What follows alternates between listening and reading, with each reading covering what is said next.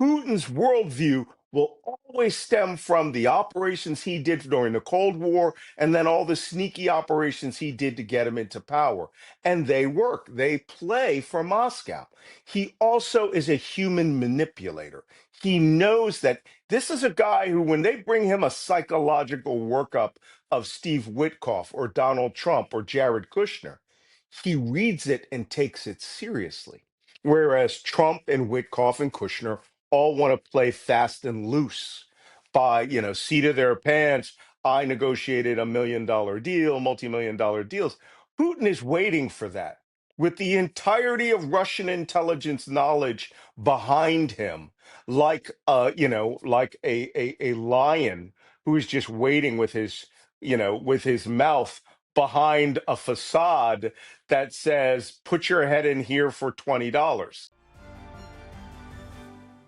Hello and welcome to the Trump Report. I'm Louis Sykes. Today we are joined by Malcolm Nance, intelligence and foreign policy analyst and a former cryptologist in the US Navy, as well as a veteran of the war in Ukraine. Malcolm, thanks very much for joining us again. Always interesting when I come on the Times radio. Well, yeah, it's always interesting to have you on, Malcolm, especially when there is so much going on in US geopolitics. We'll start with Moscow, where the US team, after having been wined and dined, it seemed, earlier by their Russian counterparts, the video's just been released of Witkoff in the Kremlin speaking to his Russian counterparts. What should we be watching out for out of Moscow today, especially in how Witkoff himself interacts with people like Kirill Dmitriev?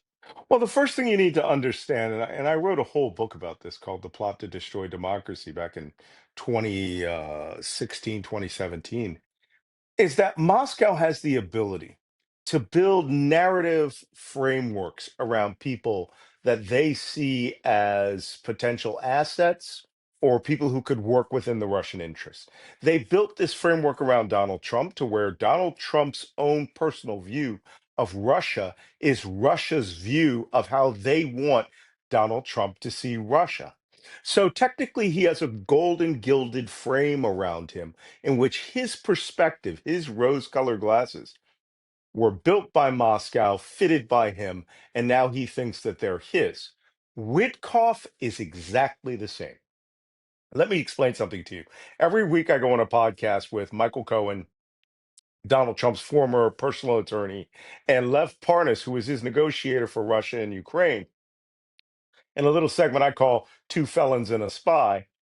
But these guys really know all of these individuals. And they say the reason Steve Witkoff is involved at all is because he is a billionaire real estate mogul. He has no foreign policy skills. He has no negotiation skills apart from selling properties from one group of people to the other. And he tends to take a real estate appraisal, sort of perspective in everything that he's doing. Look at what they did in Gaza, right? He and Trump came up with this plan to technically want to ethnically cleanse 2.2 million people in order to get 25 kilometers of pristine beach. This is how he views the world. So when Trump sent him as a negotiator to Moscow, first thing you need to understand, Moscow is an intelligence driven government led by an intelligence officer, a former KGB officer. Therefore, Putin's worldview will always stem from the operations he did during the Cold War and then all the sneaky operations he did to get him into power. And they work, they play for Moscow. He also is a human manipulator. He knows that this is a guy who, when they bring him a psychological workup of Steve Witkoff or Donald Trump or Jared Kushner, he reads it and takes it seriously. Whereas Trump and Witkoff and Kushner all want to play fast and loose by, seat of their pants. I negotiated $1 million deal, multi-million dollar deals.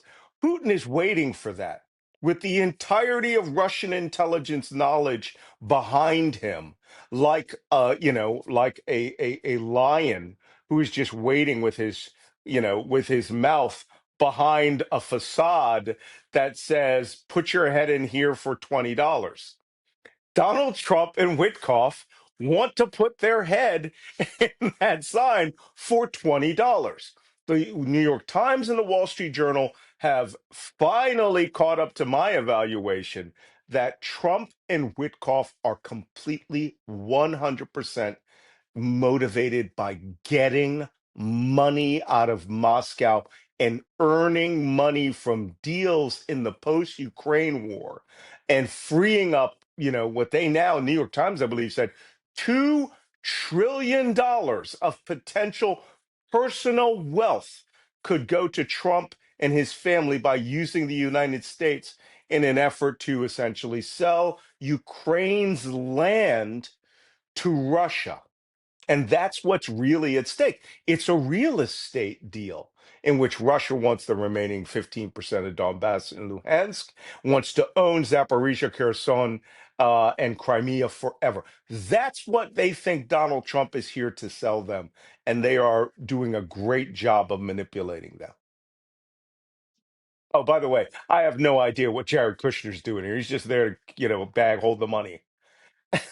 Well, I was actually just about to ask about Jared Kushner, of course. I mean, he has led on a lot of financial deals when we've seen Trump or his team going abroad, going to the Gulf, and even surrounding some of the dealings around trying to get peace in the Middle East and with Israel. Presumably, he's one to quite closely watch. The fact that he has now gone along with Witkoff as well suggests this might be more financial than diplomatic. Yeah, well, there is no diplomacy going on here when you're talking about they're trying to entice Russia with a financial stick, which is that they want to make sure that both parties. One of the first statements Witkoff ever said as negotiator is a man who's met Putin six, now going on seven times.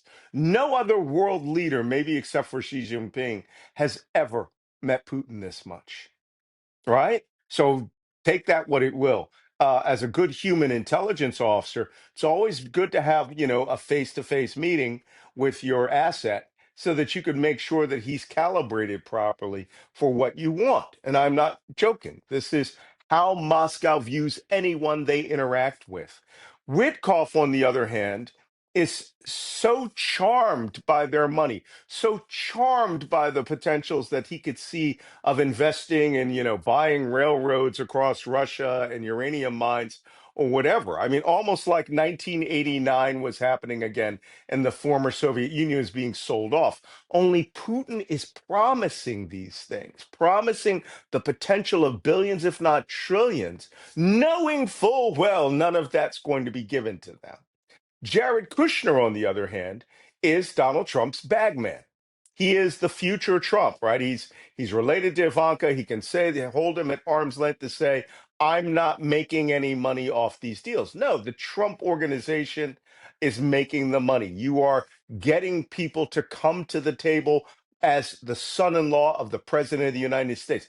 There's no difference between East European, post-Soviet era corruption, which is what the Russians understand. They're good with that. And now they see Trump and his family trying to play that game as a bunch of amateur mafiosi who think that they're going to out-talk people who have been criminals for centuries, pre-Soviet, right? Corruption is a way of life. And the thing that really upsets them the most is that Ukraine is not as corrupt as it was in the pre-war.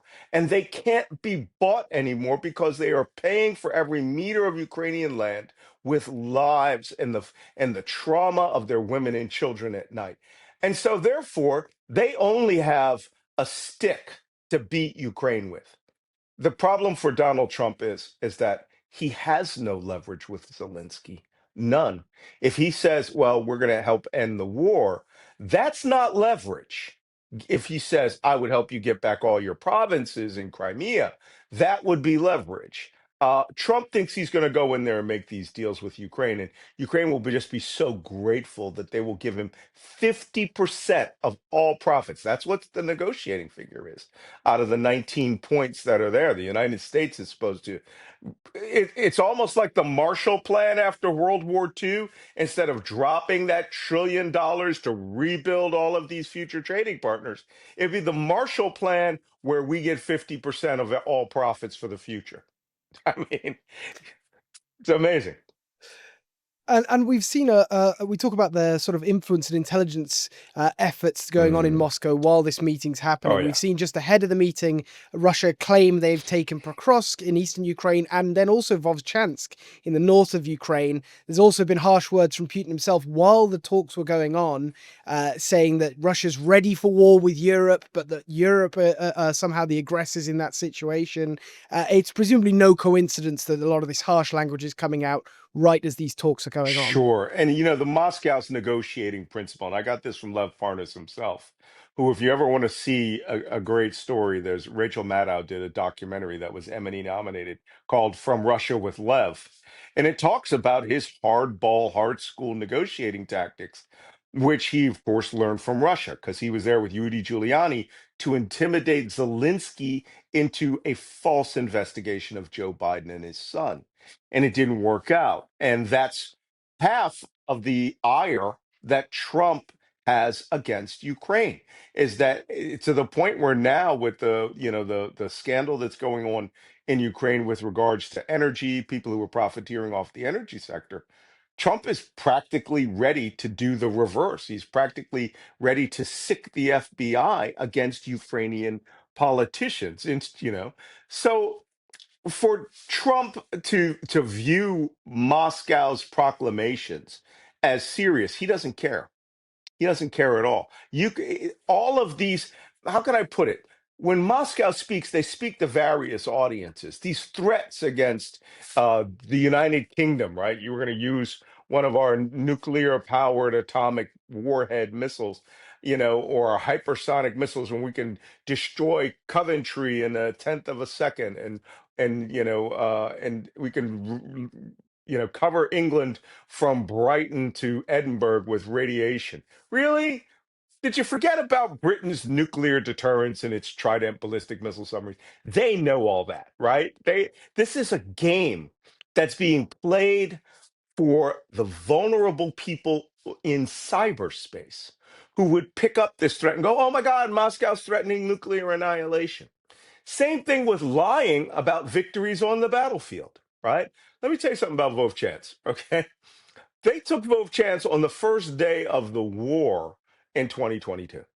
Then, in an operation that I was involved in, which was the Kharkiv counteroffensive, even I was shocked when we took Vovchance back. I thought Vovchance is literally on the border. You can see Russia from any building in Vovchance.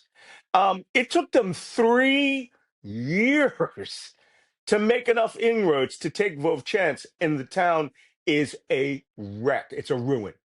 All it is a pile of rocks, and they're stationing their Kenyan mercenaries there and things like that. Same thing with their offensive to take Kupiansk. I personally helped take the city of Kupiansk. It's taken them 3 years to go like 10 kilometers to pressure that place. So when Moscow says these things, they are saying it because they understand the psychology of Donald Trump, that Trump only backs winners. And so they go, "Oh, we've taken Pokrovsk, we've taken Vovchansk, we've taken Kupiansk. Tomorrow he'll be claiming Kramatorsk, and everybody who's having coffee at one of the cafes that I've been to in Kramatorsk will be looking around going, what? It doesn't matter. It's a dictatorship that lies, but it's a dictatorship that understands the psychological power that is focused on two people: Steve Witkoff, Donald Trump, no one else. And we do know, however, that Pokrovsk is under a very heavy bombardment. The Russians have taken Sure. a large portion Most of of the it. city. Yeah. I wonder if, having fought in this conflict yourself, Malcolm, if you can give us an insight into how brutal that kind of urban Yeah, warfare can be for jeez. both sides. Yeah. I tell this story when we took when we took the western side of Kupiansk, and everybody was like, "Oh, the Ukrainians are going to hold, the Russians will hold the east side of the city." 5 a.m. the next morning, I'm going across the bridge, crossing the Oskil River. And I'm like, I don't think anybody got the memo that we're not going to kick their ass. But the Russians had lost so much that a lot of people in East Kupiansk tried to cross the bridge. And when we got across that bridge, which they blew, and we had we had a makeshift personnel bridge, the first thing we saw was 10 civilians who were executed trying to get across that bridge because they thought, oh, the Ukrainians had taken it. And the Russians just summarily killed every person who went to that bridge. And my first thought after that was, whoever did this, they will not survive the encounter with us. Right? The Ukrainians were, put it lightly, on jihad against the mass murder of these people. But part of the strategy, we were on the offensive, and that kind of fluid maneuver warfare offensive will only happen if the Russian line cracks like an egg and shatters, and the Ukrainians suddenly decide they can flow through. It's not going to happen again that way because of the battlefield. Now, the Ukrainians are now in their fourth year iteration of what we call head against anvil. And I think I've talked about this before. They set down a hard point with good defensives, a million drones all ready to take off, and they let the Russians come. They let the Russians cross in and start pressuring. And the Russians will throw man after man after man, just huge groups of men who will all die. They will all die because I'm sorry, the Russians, they suck at war. The only thing they're really good at is dying. That's not a joke. 20-1 losses in some battles is not unrealistic with the Russians. But they want that piece of terrain because, in the mind of the Russian general staff, that one piece of terrain, Pokrovsk, leads them out to the flat plains. It was a six-way highway or intersection that went to six different directions. The problem is, once you've exhausted that manpower, if you don't get really fresh, experienced troops in there, your men are in an urban environment where you can't hide from a drone. It's just, I'm sorry, we take a lot of drone losses too, but you just can't hide from it. But Russia wants lets virtually everybody in the lead elements eat the drones and then come up with two more guys. And it's the two guys that have to hold that city. The Ukrainians are pummeling it, the Russians are pummeling it. The Russians want it for its strategic advantage, which leads out to the plains. But they did a study that started in 2022 that someone mentioned by 2024. If a snail had left the Russian forward line of battle in Donetsk to where they are right now, a snail would have been crossing the Dnipro River, near Uman or someplace like. The Russian offensive capability is so flawed and it's so slow because meat grinders have to grind bone and gristle. And that's what Russia is doing to its army. And the problem with that is that you can't keep doing it everywhere all the time. And this is why Putin is mad crazy to get the United States, his vassal, a guy that he had groomed since Putin personally since 2012. The Soviet Union had been watching Trump in surveillance since 1977. They made their first inroads with him in 1987 when he went to Russia and have been grooming him ever since. And he loves his worldview is Russian because the other side, he doesn't have rose-colored glasses. He has green-colored glasses because he thinks it's money and hot Russian women, and that's all he really is interested in. And he will surrender whatever to get it. The problem is Ukraine will not surrender. They're not going to accept any loss of land. As Putin said, we have to make a choice between losing our largest supporter or our dignity.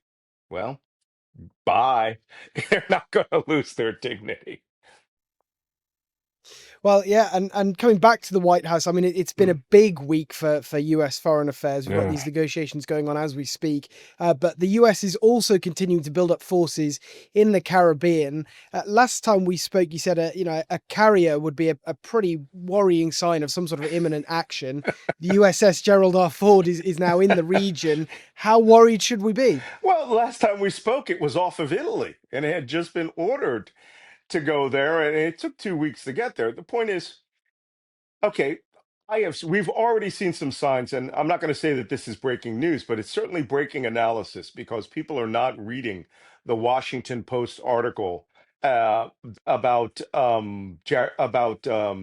Pete Hegseth ordering the second strike to kill shipwrecked mariners who they had blown out of a boat with 11 passengers. Which is unusual, right? I'm an intelligence guy. I'm a naval intelligence guy. I have helped sink a fair number of small craft around the Middle East and North Africa. And this is unusual. 11 passengers in a drug boat is just not, doesn't happen, right? It just doesn't happen. You take drugs in a drug boat with two guys. But that restriking and killing those two shipwreck personnel was an unlawful and an illegal order. Um, People say, well, we're not at war, so it can't be a war crime. Not true. According to the Geneva Convention, um, anytime that there is an engagement in armed conflict between two nations, in this case, Venezuela, even if one side doesn't recognize the conflict has started, the Geneva Convention still applies. But these people were civilians. Therefore, they are always covered by the Geneva Convention, the laws of, our laws of armed conflict, also known as the laws of wars. And since they were on the water, they are covered by the United Nations International Treaty of Law of the Sea, which tells you how. I'm steeped in this as a sailor, right? If you are shipwrecked, if you fall overboard, if you accidentally fall in with a life ring in the water, mariners are required to come to your assistance, right? So, why am I bringing up this whole ballywick first and the aircraft carrier? Because we learned from the Washington Post, the United States Southern Command, which is still right now run by Admiral Alvin Holsey, an African American Navy admiral, is not the theater commanders for this operation off of Venezuela. It turns out Trump and Texas designated Special Operations Command is in charge of this entire war or theater of operations right now, and U.S. Southern Command is merely supporting them with 12 to 15 cruise missile launching, most advanced warships that we have, an aircraft carrier, two atomic powered submarines, a special operations transport, a marine amphibious unit, which has 2,500 Marines which could land in that country, and right now, quietly, the entirety of U.S. special operations that's not deployed overseas, plus the CIA. All of these are coming not under the four-star admiral, but the two-star admiral who runs special operations. That being said, the Washington, and the reason why I'm concerned about Venezuela is I read the article pretty carefully, and people seem to have confused that SEAL Team 6 was carrying out these operations because Admiral Bradley used to be the commander of SEAL Team 6. No, what they said in the article was SEAL Team 6 was observing these vessels leaving their drug manufacturing facilities or ports, which means SEAL Team 6 has been on the ground in Venezuela since August. Because to watch a boat, and like Pete Hegseth said, we know who was on the boat, how many people were on the boat, what they were doing on the boat. You can only get that from ground intelligence. I don't care how many drones you fly over there. I've done enough drone reconnaissance. You cannot tell me who that individual is from a drone. You can, and SEAL Team 6 is a ground force, is an amphibious force. We don't use them. They don't have airplanes that shoot missiles. That was U.S. Air Force Special Operations Command that sank those boats. So we are likely been having special operations, clandestine special operations ashore in Venezuela now. If what Secretary Hegseth and the Washington Post both said, Hegseth said, I watched this personally. I knew where they came from, who they were, where they were, what they were doing. Really?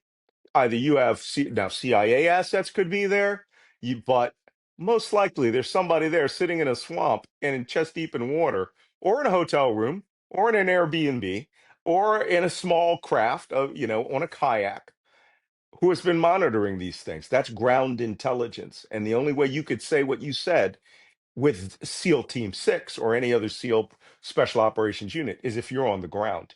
So let's hope that that's not true and no one gets hurt or captured. Indeed. What do you think we should watch for next in this sort of standoff that's emerged then? I mean, we've Yeah. heard that something of an ultimatum might have been given to Maduro, but can Trump and the White House really expect to sort of topple the Venezuelan government without having to go through Congress for some sort of land attack or expanding clandestine operations? I mean, what should we be looking for now? But this is funny because so many people back there go, well, Obama just randomly went out and started killing people, around the Middle East, including American citizens. They had authorization of use of military force of 9/11 against all members of Al Qaeda and their subordinate groups. They were real terrorists in a real organization which had ID cards in certain places, right? Membership cards who knew they were. And therefore, they were true combatants. They had attacked the United States on 9/11, were fighting America all over the Middle East with terrorist acts. None of that is happening here. How they designated the Trenda Aragua group as a terrorist group on the premise that they are dealing drugs, therefore, those drugs and these packages are considered by Donald Trump and his lawyers as launched weapon systems which will work their way through Latin America, Central America, and will land in the United States on a street corner in the form of a white packet of powder, and that 1 out of 100 of those people may suffer an overdose from cocaine because there's no fentanyl coming out of Colombia. I'm sorry, out of Venezuela. And that should be considered the delivery of a weapon system that kills an American citizen. Even in his wildest dreams, Ronald Reagan, George W. Bush, no one ever considered the war on drugs to be a kinetic combat operation in which the drugs themselves were a weapons system. Let me tell you something. I'm a widower. Late wife was a cancer patient, and I'm just going to tell you something about where fentanyl comes from. If it doesn't come from Mexico and China, it comes from your hospitals. There were times when I did an accounting of how much liquid Oxycontin I had in my house, and it tallied up to 2 liters. We had over 25 100 microgram fentanyl patches that will kill you if you take 100 micrograms. And I brought all this back to the hospital one day and I showed the doctors, and they said, that street value you have in your arms is about $200,000. And I said, you're overprescribing fentanyl. That's where an enormous quantity of the fentanyl on the streets of the United States come from. Mexican drug cartels do not create 100 microgram patches of fentanyl, which causes immediate overdose in the United States. They do synthetics, they do other things. So, are we going to start launching Tomahawk cruise missiles against American hospital pharmacies? I mean, this is a mind-bogglingly crazy. And I use that personal story because, there are people who are dying out there because Donald Trump has thought up the idea that we'll just call them terrorists and just kill. I'm using his words. We'll just kill them. You can't. There is no authorization of use of force. There is no declaration of war. There is no presidential War Powers Act authorization for 90 days based on an actual incident against the United States. It is, I'm going to swear to God, I'm going to tell you where this strategy was developed. I'm sorry, it's a case of very bad plagiarism. The Trump administration has literally stolen the plot to Tom Clancy's A Clear and Present Danger. Right. We have special operations soldiers going up and blowing up drug manufacturing sites and heroin, cocaine packaging sites, and shooting down the airplanes and sinking the ships. And by the way, I wouldn't be surprised if there were drug smuggling aircraft being shot down right now. We just don't know about it. Yeah, indeed, indeed, and just finally, Malcolm, coming back to the US itself, Kristi Noem has announced an incoming Yeesh. travel ban following the shooting of two US National Guardsmen in Washington D.C. Is that move likely to make the US more secure from this sort of attack? Do you think? I've done an analysis of the individual who shot them, and he was living in Washington State, and either he drove. The funny thing is they haven't said how this individual got to Washington, but it's presumed that he drove. He drove 4 days across the United States. Now, to give you an idea of how far away he was, this is the equivalent of someone driving from Moscow, right, to Truro, in Southwest England, nonstop, right? You stop for food, you stop for fuel, you stop for a few hours sleep with a loaded 357 revolver. And he had something in his head. If he was, there was only one of two things that could be going on here. He was a latent Islamic jihadist who suddenly found religion and decided he was going to strike out against the great Satan. This man was a CIA trained paramilitary who had our trust for no less than 8 years. He was a sergeant in a CIA Zero unit. He was completely vetted up, down, left, right, and center. And whatever happened, now he came here, he's been here for almost 4 years, the United States. He drove with a revolver. A revolver tells us a lot of things. It tells me that you absolutely want that weapon to fire when you pull the trigger. You're not going to take any risk with a semi automatic. This man carried an AK 47 or an M4 assault rifle for years, killing Taliban and hunting down America's enemies. And he did not equip himself with an M4. He did not equip himself with a machine gun, which he could legally have purchased. He bought this weapon and then he drove all the way to Washington, D.C., and then couldn't keep his powder dry until he got 1 block from the White House at 17th and 8th Street. If he at Farragut Square, if he had continued 1 block straight down 17th, he would have been at the old executive office building, and there would have been 20 people he could have done a raging gun battle with. If he had turned left and gone into Lafayette Square, there would have been 50 people, plus the snipers on top of the White House, plus all the armed Secret Service. He would have been famous if he had done it there. But whatever happened, it snapped when he saw four guardsmen patrolling that street corner there. And he decided to do what we call a step up assassination, where he steps up behind them, shoots each one in the head, which I'm sure he was well skilled at, considering the job that he played in Afghanistan. And then that was it. Didn't try to shoot himself, didn't try to shoot anybody else. He was satisfied. That tells me that this individual was suffering a psychological trauma of some kind, whether it was initiated through post traumatic stress disorder, because in America, we think we're the only people who have PTSD, right? Our soldiers. We don't consider everybody that we're shooting, bombing, or working against or with will also have that same trauma. Or, on the other hand, this individual had a problem with the I'm sorry, the program and policy that is ripping our country apart, and that's immigration. We don't know. Did he get a notice that he was going to get deported? Was he afraid to go to a deportation meeting? And this got him so enraged, he drove across country and then carried out this act. We just don't know right now, but I'll tell you what, it's not. It is not a false flag to get Trump to take over the American cities. He's doing that well on his own. Indeed, indeed. Well, there's lots going on, as we said, Malcolm. I'm Sure. sure there'll be lots more to discuss in the future. But Malcolm Nance, intelligence and foreign policy analyst, thank you very much for joining me today on the Trump Report. Truly my pleasure.